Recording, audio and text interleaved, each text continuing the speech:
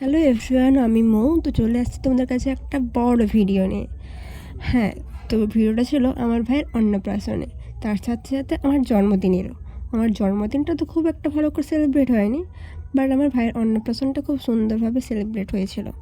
তো এটা ছিল আমার ভাইয়ের অন্নপ্রাশনের আগের দিন, যেদিন ওকে নিয়ে আমরা একটু মজা করছিলাম। আমাদের বাইরের চারদিক খুব ভালো করে লাইট দিয়ে সাজানো হয়েছিল, প্যান্ডেলটাও খুব সুন্দরভাবে হয়েছিল। বাড়িতে ঠাকুর আসবে বলে কথা। তো এটা ছিল আমার ভাই, আর ওর সঙ্গে আমি একটু ভিডিও বানিয়ে নিচ্ছিলাম। তো এটা ছিল অন্নপ্রাশনের আগের দিন, যেদিন সবাই নিজে নিজে ঠাকুর আনতে গিয়েছিলাম। হ্যাঁ, তোমরা তো দেখতে পাচ্ছ সবাই কত মজা করে ঠাকুর আনতে গেছিলো, আর তার সাথে বাজনাও ছিল।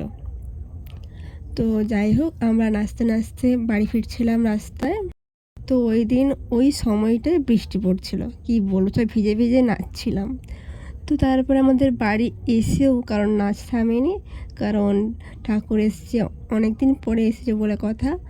আর এমনিতে আমার বাড়িতে ঠাকুর প্রায় আসে 5 বছর অন্তর অন্তর, সেটা আলাদা। বাট এটাও আলাদা, এটা হচ্ছে আমাদের পার্সোনালভাবে আনা হয়েছিল, যেহেতু আমার ভাইয়ের অন্নপ্রাশন ছিল।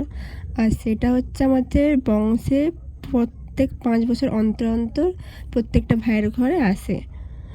তো এখন আমরা ঠাকুর নিয়ে আসছি, আমার বাড়ির পুরো সামনে চলে এসছে। এখনও সবাই নাচানাচি করছে, কারণ বাজনা তো বেশিক্ষণ থাকবে না, তো তাই জন্য সবাই নেচে নিচ্ছে। বক্সও ছিল, কিন্তু বক্সটা চালানো হয়নি, বাজনার তালে তালেই সবাই নাচছে। তো তারপরে ঠাকুর ভেতরে আনা হলো, আর আমি একটু আমার ভাইকে নাচিয়ে নিচ্ছিলাম। তো সবাই এত মজা করছে, ওই দিনটা সত্যি খুব স্পেশাল ছিল আমাদের সবার কাছে, কারণ এত কিছু শুধুমাত্র ভাইটারই জন্যে। তো বাড়ির একমাত্র ছেলে বলে কথা, তাই জন্য সবার মুখে হাসি ছিল, একটা আনন্দের।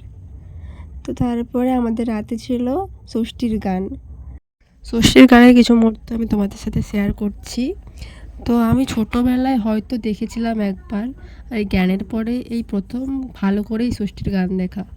খুব সুন্দরভাবে করেছিল, আর এদের যে গায়িকাগুলো ছিল, গানের গলা খুবই ভালো ছিল। তোমাদের বললে হয়তো বিশ্বাস করবে না, আমি তাই কিছুটা আমি শোনাবো আপনাদের।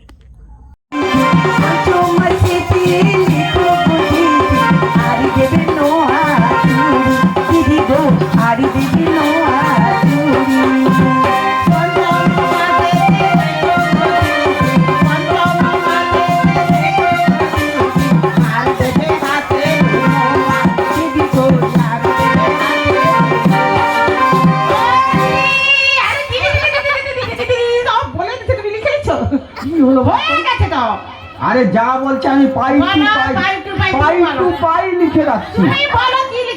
প্রথম মাসেতে দেবে গো দিদি মেলা, এখনো পেট লেলে লেলে মেলা দেখতে যাবে। নারকেলের মালা বলছে, নারকেল মালা না দিদি, তুলসী গাছের মালার কথা বলেছে। ও মালার কথা বলছে, মালা। এই শালা মালাটাকে কেটে দ্বিতীয় মাসে কি লিখেছো?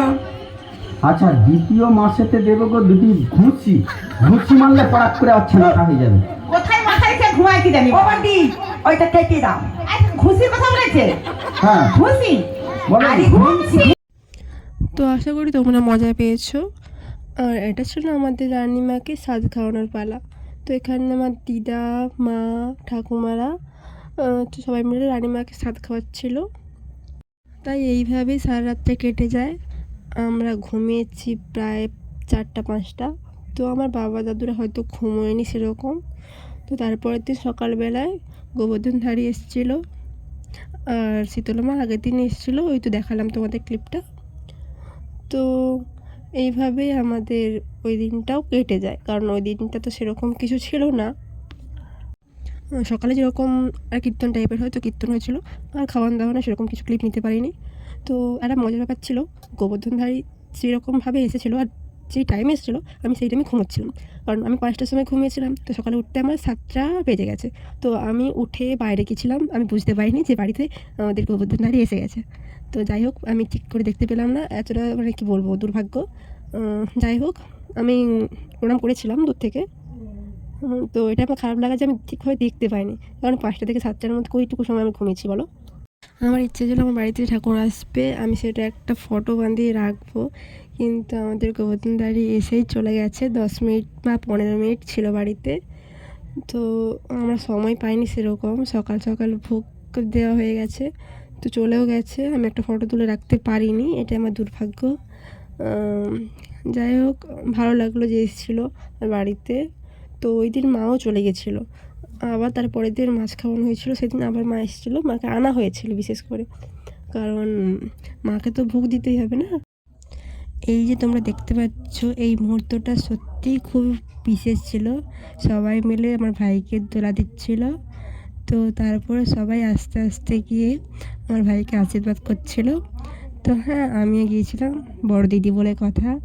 তো ভাইকে আশীর্বাদ করতে গিয়েছিলাম, আমিও গিয়েছিলাম, আমার বাড়ি সবাই গিয়েছিলো, যাকে যাকে ডাকা হয়েছিল সবাই গিয়েছিলো, কারণ একমাত্র বাড়ির ছেলে বলে কথা, সবার খুব আদরের, তাই সবাই আশীর্বাদ করবে না, হতে পারে। প্রথমে দাদু ঠাম্মি, দাদু দিদুন, মা বাড়ির সবাইকে পরে রাখা হয়েছে, আগে বাড়ির সবাইকে রাখা হয়েছে। তো সবাই আস্তে আস্তে গেছিলো, আর পাড়ারও অনেকজন গিয়েছিলো। আর এটা ছিল আমাদের সেই বিশেষ মুহূর্তটা, যার জন্য এত কিছু। আমার ভাইকে পায়েস খাওয়ানো হচ্ছে, হ্যাঁ মামা খাইয়ে দিচ্ছিলো। আর আমার ছোটো বোনও, ওর উদ্দেশ্যেই আসলে ঠাকুরটা এসেছিলো, কারণ ওর বেলায় ওর মা মানত করেছিল যে গোবর্ধনধারী প্রভুকে আনা হবে, তো তাই জন্য আনা হয়েছিল। তো যাই হোক, ভগবানের কৃপায় এই ইচ্ছাটা পূরণ হলো।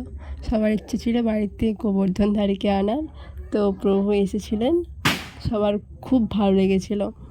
তো তারপরে আমার ভাইয়ের এই গিফটটা পড়েছিল, তো ও টুকটুক করে হাঁটছিল দেখো, আর এইটুকু পা তো সবাই ভয় পাচ্ছিলো পাড়া ঢুকে না যায়, কিন্তু ঢুকেনি, ও আস্তে আস্তে আসছিলো।